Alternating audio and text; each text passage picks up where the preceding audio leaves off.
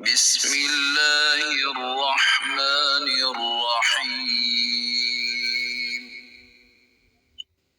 سبح لله ما في السماوات وما في الأرض وهو العزيز الحكيم يا أيها الذين آمنوا لم تقولون ما لا تفعلون كبر مقتا عند الله أن تقولوا ما لا تفعلون إن الله يحب الذين يقاتلون في سبيله صفا كأنهم بنيان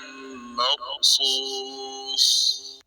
وإذ قال موسى لقومه يا قوم لم تؤذونني وقد تعلمون أني رسول الله إليكم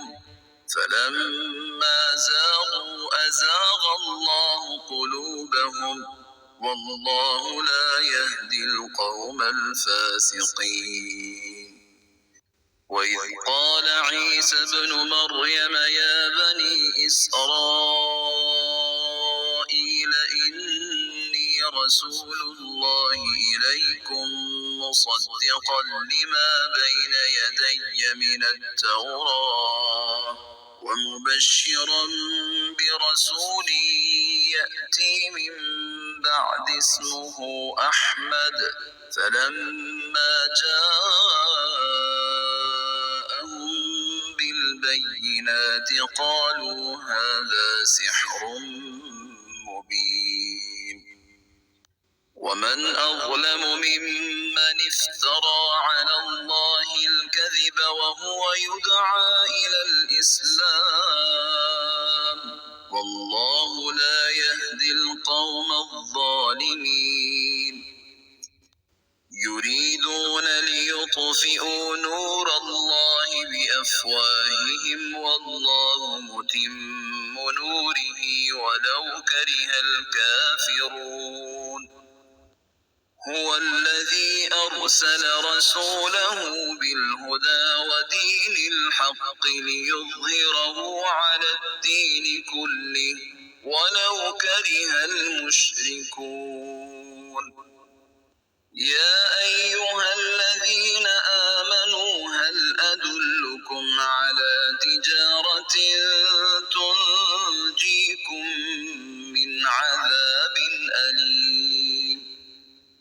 تؤمنون بالله ورسوله وتجاهدون في سبيل الله بأموالكم وأنفسكم ذلكم خير لكم إن كنتم تعلمون يغفر لكم ذنوبكم ويدخلكم جنات تجري من تحتها الأنهار ومساكن طيبة في جنات عدن ذلك الفوز العظيم وأخرى تحبونها نصر من الله وفتح قريب وبشر المؤمنين يا أيها الذين آمنوا كونوا أنصار الله كما قال عيسى ابن مريم للحواريين من أنصاري إلى الله قال الحواريون نحن أنصار الله فآمنت طائفة من بني إسرائيل وكفرت طائفة فأيدنا الذين آمنوا على عدوهم فأصبحوا ظاهرين